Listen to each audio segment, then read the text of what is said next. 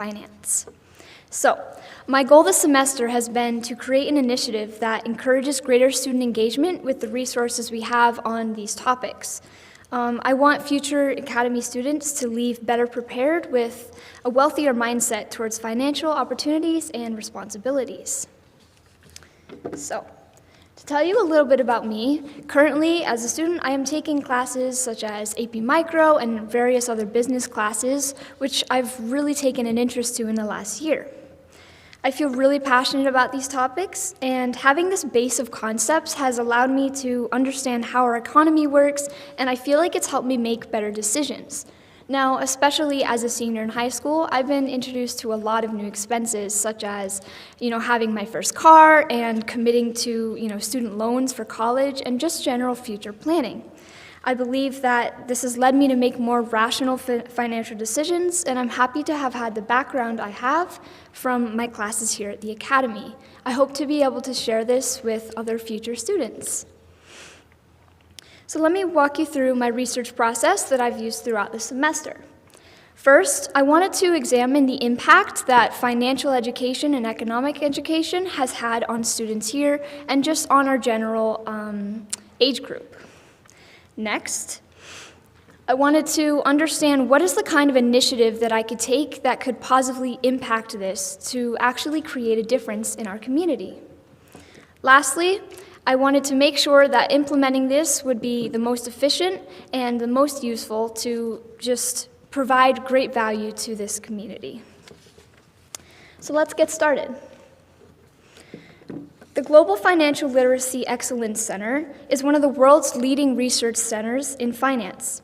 In 2025, this organization partnered with TIAA, another well-known institute for financial literacy in this field. They calculated the PFIN index, which is a worldwide recognized index that recognizes financial literacy in multiple diverse demographics. So through this PFIN index, they found an important note. Gen Z is lacking in financial literacy right now.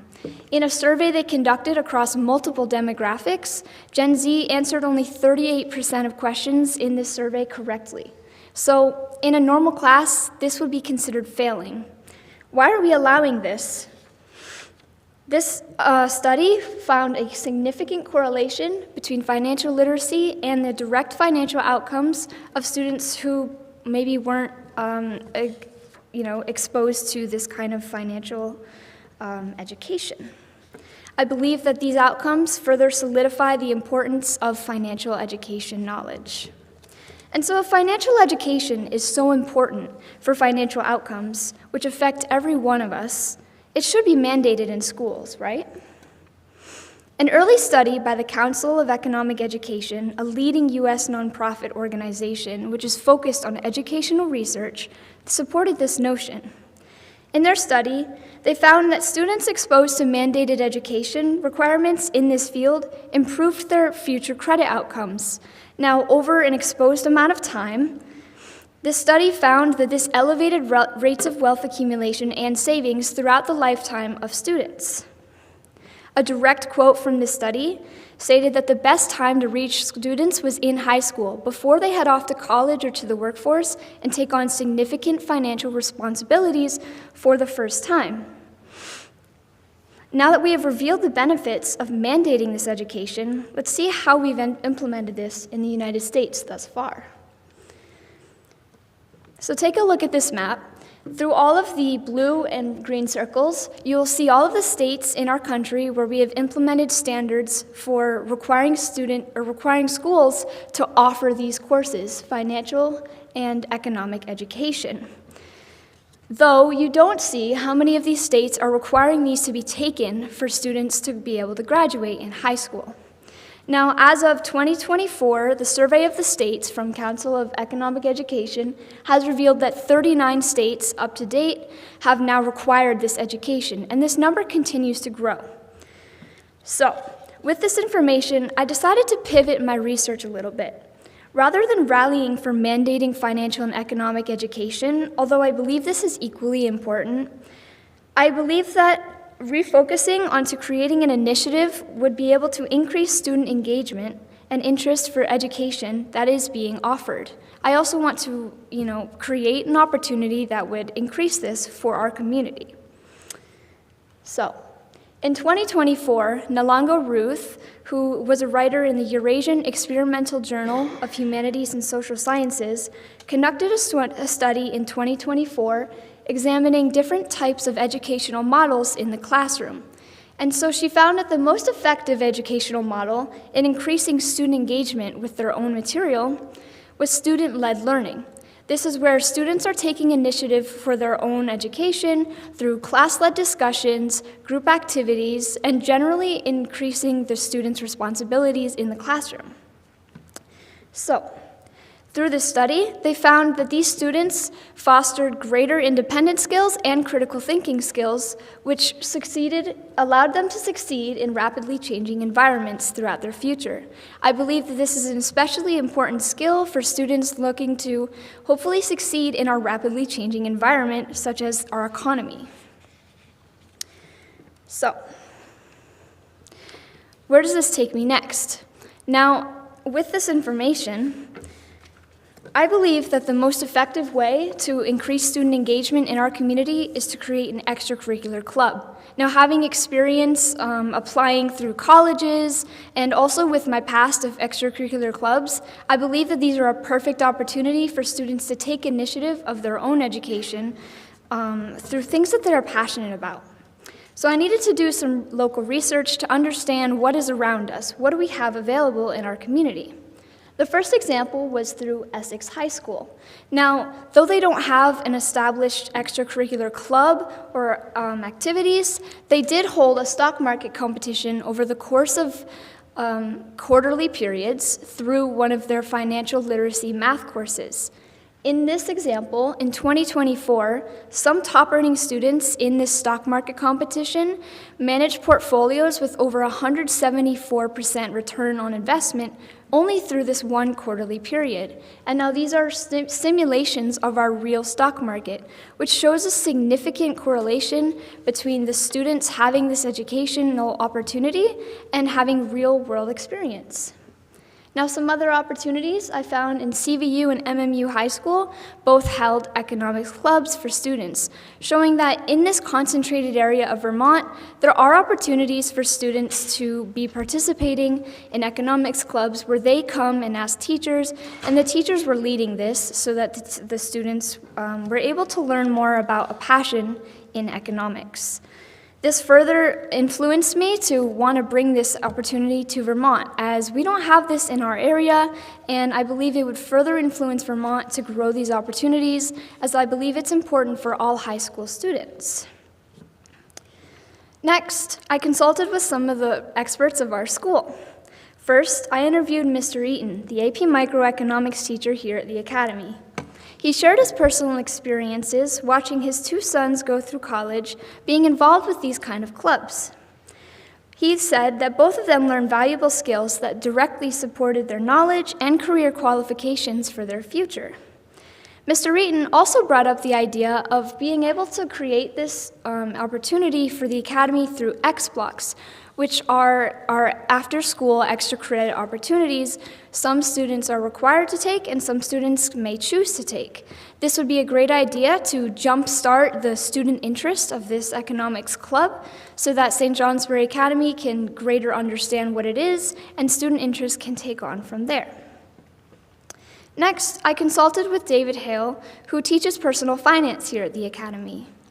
Not only did he provide his enthusiasm for the topic, and he stated that he also believes that personal finance and economics should be mandated at every school around the country, he provided his direct syllabus, which I was able to use for further details and inspiration to use for the collection of resources I was creating for this initiative.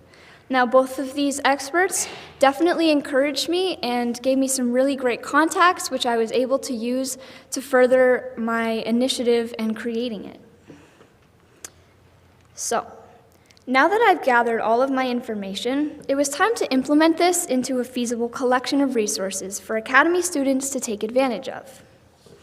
Jennifer Parsons and Landon Kaltenbow, who are both researchers at Wittenberg Institution, they came together with a collection of 10 top tips that are important in creating an effective student extracurricular club.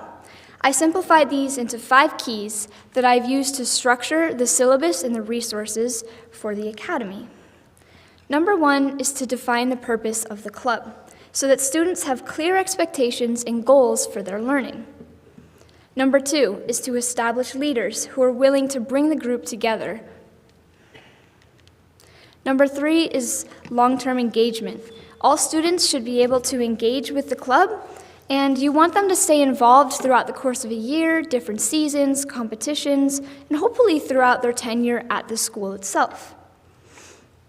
Number 4 is to foster meaningful relationships between students, between faculty, and maybe with other experts in the field, which can be introduced through some of the opportunities I've provided here. Number 5 is creating visibility and accessibility to the resources you're accessing for the entire institution, so students aren't met with obstacles when they want to pursue their academic passions.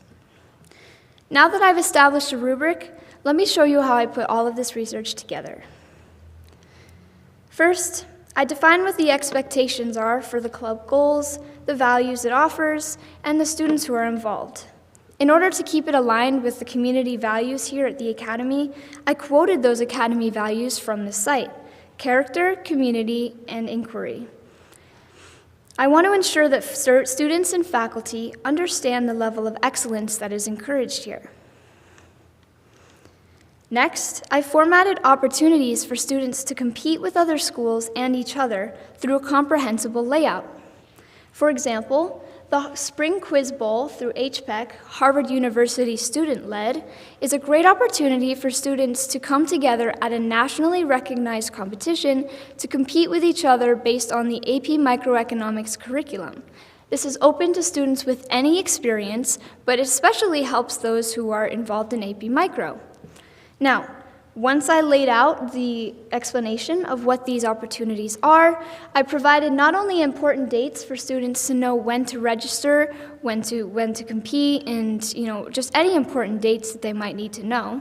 I also outlined resources to give the faculty and students who want to be involved with these opportunities a leg up so they don't feel like they're coming into a new environment.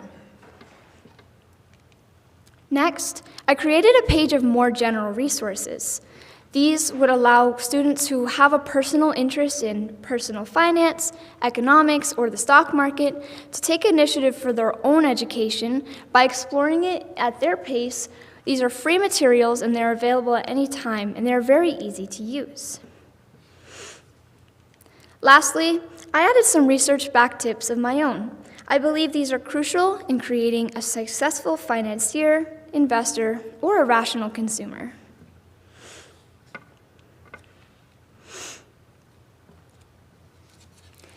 So, I have a paper copy of this syllabus if anyone is interested in viewing it on hand, and I also have these resources available by request, as they're available to all of Academy students through Google Docs.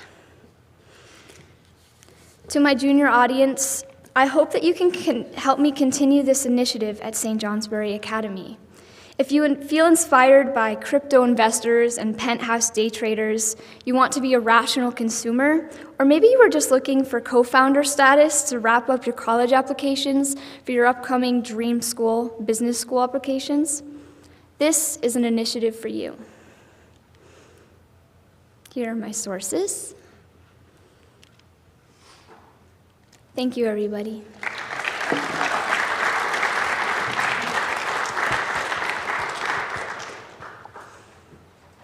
I'm open to any questions.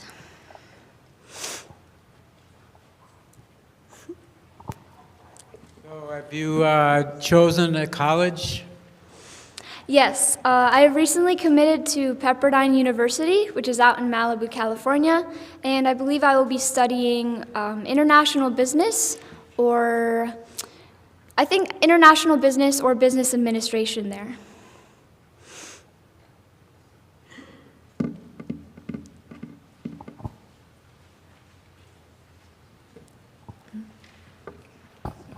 How would you measure someone that is financially literate? Like, how would you measure success of the club? How would I measure it through the club? Okay. Well, there's a lot of different ways to define financial literacy. I'd say you could go through a more scientific route. As I mentioned earlier, the PFEN index it's discovered, you do a study through it's a financial literacy survey. So you could take an academic route and take like a standardized test or understand, what the basic concepts are. Or you could measure it by behaviors, such as, when you see financial outcomes, you would look at, are they saving money? Are they investing money? What are the rates of saving that they're finding over their years? Maybe are they investing in other things such as stock, crypto, or real estate, things such as that. So it's a bit ambiguous how you want to measure it, but the hope is that having the exposure to the knowledge would allow students to be better prepared, so in their future they know where to go if they want to learn more, or they just have more access to those resources.